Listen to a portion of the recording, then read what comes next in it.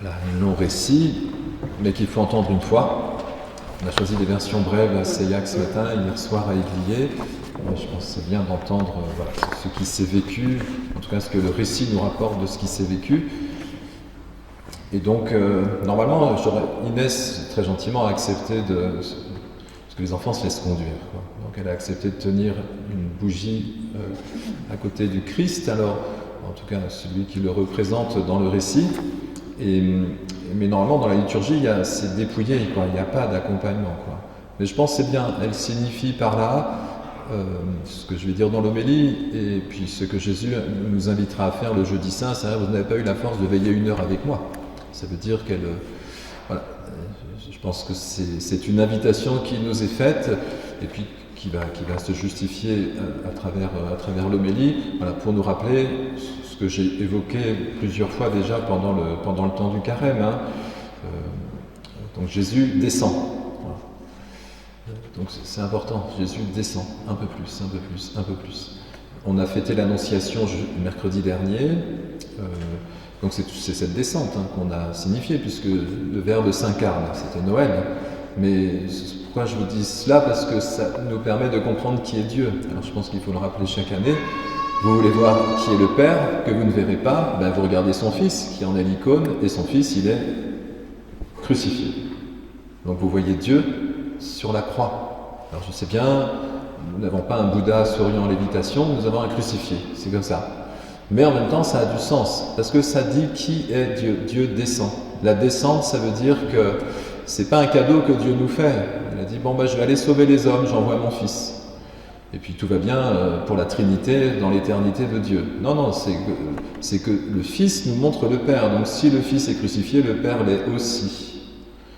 Crucifié dans le sens de ce que ça signifie, c'est-à-dire, vous avez vu le combat de Jésus, Père, si cette coupe s'éloignait de moi, mais non pas comme je veux, comme tu veux.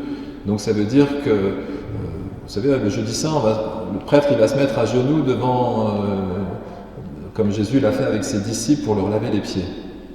Désolé, mais ce Dieu-là, Pierre, il n'en veut pas. Bon, il reniera 3 fois.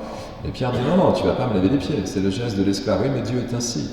Alors nous, très bien, on peut se mettre à genoux. C'est ce qu'on a fait au moment où Jésus rend son dernier souffle. Mais Dieu fait la même chose devant nous. Il se met à genoux devant nous, quoi. Non, mais c'est bien, on veut un Dieu tout-puissant. Mais il ne faut pas se tromper de puissance.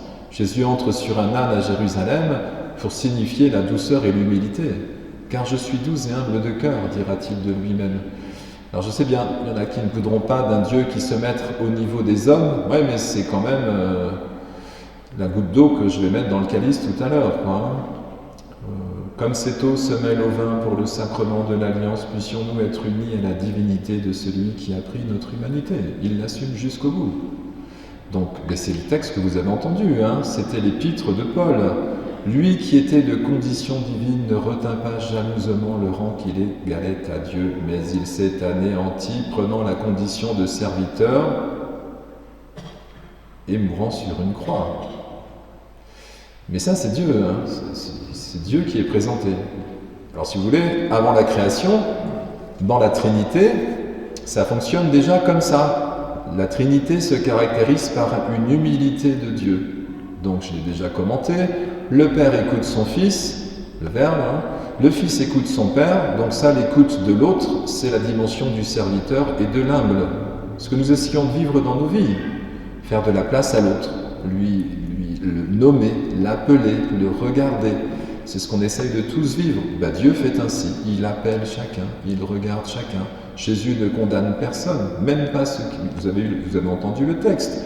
Jésus dira, oui, mais si ce n'était pas le dessein de Dieu que je m'abaisse, j'aurais demandé aux anges de venir me défendre, et mon armée aurait pris soin de bien me venger. Mais Jésus ne fait pas ça. Parce que Dieu n'est pas comme ça.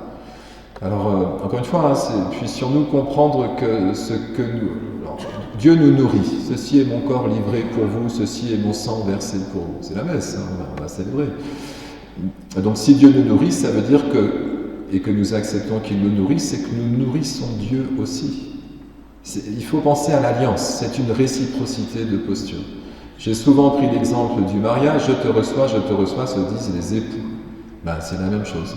Nous recevons Dieu et Dieu nous reçoit. Dieu nous aime et il a besoin que nous l'aimions. Ben, c'est la réciprocité, hein, il faut se mettre au même niveau. Jésus a soif sur la croix et nous aussi on a besoin d'être désaltérés par lui. Enfin, c'est beau en même temps. C'est difficile, hein, c'est beau. Donc Jésus descend. Jusqu'où descend-il? Bah, écoutez, je l'ai dit aussi hier soir, puisque vous êtes dans cette église, c'est que vous avez l'humilité, sinon vous n'y seriez pas. Eh oui, vous acceptez que Dieu vous donne à manger. Mais on n'est plus des enfants, hein. On peut se nourrir nous-mêmes quand même. Ouais, mais n'empêche qu'on tend la main ou on ouvre la bouche pour recevoir la communion. Bah, si ça, c'est pas humble, ça nous dit le geste d'humilité que j'arrête pas de vous décrire depuis le début. Allez, clairement, hein. Nous acceptons que Dieu puisse nous donner sa propre vie en nourriture. Ben, il y a de quoi méditer, hein. Donc, nous recevons le corps livré et le sang versé dont Jésus nous demande de faire mémoire, c'est justement la posture de l'humilité. Il donne sa vie par amour pour les hommes. Alors on peut dire, bah oui, mais les chrétiens, ils ne sont pas plus gentils que les autres. On entend parfois. Oui, peut-être, mais ils vont à la messe. Ah, mais c'est pas pareil, hein. Qu'ils soient plus gentils, moins gentils, pas gentils, je ne sais pas, on ne va pas évaluer. Hein. Ce qui est sûr, c'est qu'ils ont l'humilité de venir à la messe. Mais après, on peut ne pas venir non plus, en pensant qu'on est peut-être meilleur, plus gentil, je ne sais pas. Moi, je pense que celui qui vient à la messe, il est dans cette posture que Jésus manifeste au moment de la Passion. Il s'abaisse. Les gens m'ont dit, j'ai entendu cette semaine, oui, mais aussi, il y a quand même des gens qui ne viennent qu'au rameau, chercher un rameau béni. Bon, ben, ils viennent à la messe, quand même. Vous voyez, ce qui est important, c'est que la foi, elle s'exprime de plein de manières, et vous le savez très bien, parce qu'on rencontre beaucoup de monde. Tout le monde ne va pas à la messe, hein, clairement.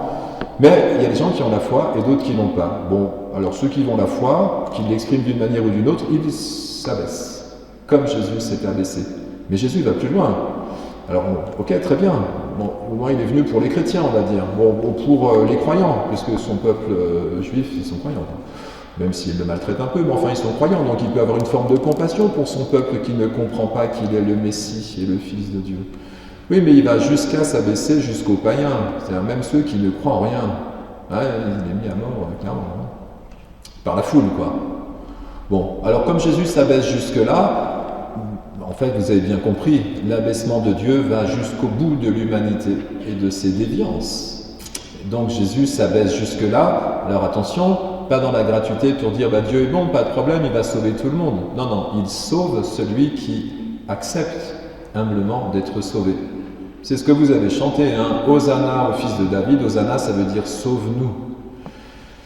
Donc il n'y a pas de prérequis, c'est juste l'humilité de celui qui veut bien être sauvé. Ben, c'est ça la foi, ça s'appelle la foi. Hein. Enfin, alors voilà, je pense qu'on va entrer dans la semaine sainte. Hein. Puissions-nous comprendre qu'il n'est jamais, nous ne sommes jamais trop loin pour que Dieu puisse nous rejoindre. Vous savez, c'est le récit du fils prodigue que le père attend, et il attend avec humilité que le fils revienne. Peut-être qu'il ne reviendra pas, mais c'est pas pour ça qu'il ne l'attend pas. C'est beau, hein? Et tout l'évangile, vous pouvez le lire tout le temps. Le jeune homme riche s'en va. Quand Jésus lui dit, dans ce que tu possèdes, et tu auras un trésor dans les cieux. Mais c'est pas pour ça que Jésus l'aime pas. Le texte dit clairement, il l'aima. Vous voyez, on ne se rend pas compte de l'amour de Dieu pour nous. C'est un amour humble qui est patient, qui attend. Je pense qu'il y a des parents parmi nous, hein, donc vous savez ce que c'est, hein, que d'être patient, attendre. Et puis, vous avez vu, à la fin, Jésus ne dit plus rien. Bah quand même, hein, il pourrait se défendre. C'est ce que nous dit Pilate. Eh ben, tu sais pas que j'ai du pouvoir. Enfin, on entendra ça le vendredi saint avec le récit de la Passion selon saint Jean. Mais Jésus ne dit plus rien. Mais ça ne nous arrive pas, nous aussi, finalement. Vous savez, quand vous discutez avec quelqu'un et que vous sentez que de toute façon, la parole que vous direz ne passera pas, des fois, on ne dit rien. C'est un geste d'humilité. Alors on peut dire, ouais, mais tu es le curé, tu n'as qu'à donner, t'as qu'à obliger les gens. Tu dis, ouais, mais il faut faire comme ça. Ou pas. Il y a des gens qui aimeraient bien, hein. C'est vrai, je vous assure, qu'on ne dise pas, non, on va faire comme ça. Oui, parfois on peut faire preuve d'autorité, pas d'autoritarisme. Jésus a de l'autorité, hein, clairement. Hein. Voilà, sauf que là, il ne dit plus rien. Pourquoi ? Parce qu'il continue à s'abaisser. Et peut-être qu'en ne disant plus rien, l'autre peut se convertir et changer. Et c'est du discernement, c'est difficile. Alors au moins retenons que ce que Jésus veut nous montrer, il veut nous montrer le Père. Donc n'ayons pas peur de Dieu, hein. C'est le seul qui s'abaisse vraiment jusqu'au bout.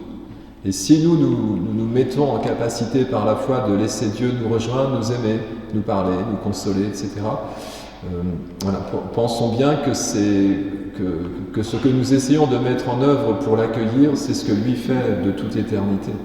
Voilà, alors que ce chemin de la croix soit un chemin de vie, et puis puisque nous aurons 5 catéchumènes, dont je pense une qui sûre, mais au moins une qui est parmi nous aujourd'hui, ils vont vivre cette humilité de Dieu pour avoir part, bien sûr. Alors je terminerai, c'est lui qui s'est abaissé de rang divin, Dieu l'a exalté par son abaissement. Donc voyez bien, parce que je laisse un autre m'aimer, j'entre dans la gloire de Dieu. C'est beau, bon, une vie suffira pas pour bien le méditer, mais je pense que peu à peu nous nous laissons transformer par celui qui nous accorde sa grâce, et du coup il est mort pour tous, et l'humilité du disciple fait que nous pouvons aussi pour tous, pour ce monde, diffuser la paix, un message que tout le monde recherche. Si je vous ai dit que Jésus descendait jusque dans le plus bas, c'est-à-dire les païens et la mort, c'était bien pour nous donner un signe de vie et puis nous dire que de toute façon c'est Dieu qui a créé, et donc le chemin est le même pour tous. Puissions-nous nous mettre à sa suite comme nous l'avons fait en entrant dans cette église pour être sauvés, embellis, et que nous puissions en être témoins, bien sûr, de sa résurrection. Amen.